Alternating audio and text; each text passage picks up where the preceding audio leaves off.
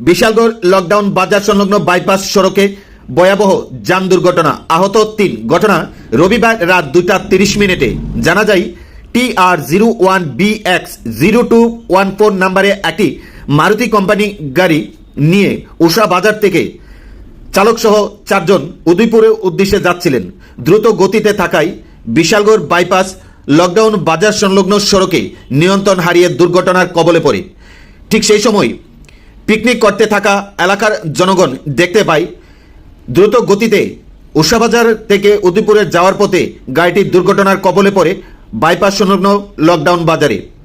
প্রত্যক্ষদর্শীরা দ্রুত ঘটনাস্থলে ছুটে এসে গাড়িতে থাকা চালকসহ যাত্রীদের উদ্ধার করে এবং বিশালগড় অগ্নি নির্বাপক দপ্তরে খবর দেয়। বিশালগড় অগ্নি নির্বাপক দপ্তরের কর্মীরা খবর পেয়ে দ্রুত ঘটনাস্থলে ছুটে এসে আহতদের উদ্ধার করে বিশালগড় মহকুমা হাসপাতালে নিয়ে যায়।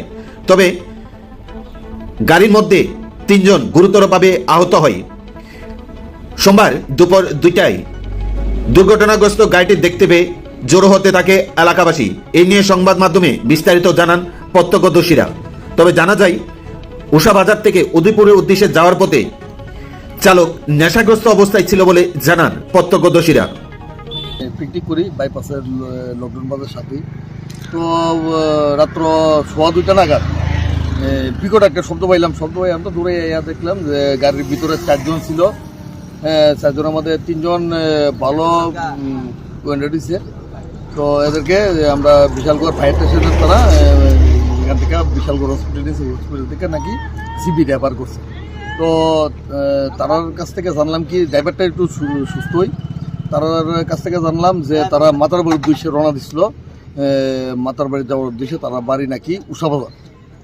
তো 3 জন ভালো মারাত্মক আহত হয়েছে। কোন জায়গাতে ঘটনাটা আমরা বাইপাস সড়কের লকডাউন বাজারের লগই। মানে কি মনে হয় তারা কি নেশাগ্রস্ত অবস্থায় আছিল? তারা বোধহয় মকর সংক্রান্তি উপলক্ষে নেশাগ্রস্ত হয়েছিল, নাহলে তো এরকম হওয়ার কথা না। এর রুট তো বিরাট ফাঁস, যেটা নিয়ে কি আমরা 4 লেনের রুটের মতনই হয়েছে না, 4 লেন যদিও, তো রুট তো বেশি ফাঁসই, কিন্তু এরকম হওয়াটা গণকুয়াশার কারণেই হয়েছে। আর মত অবশ্যই ছিল।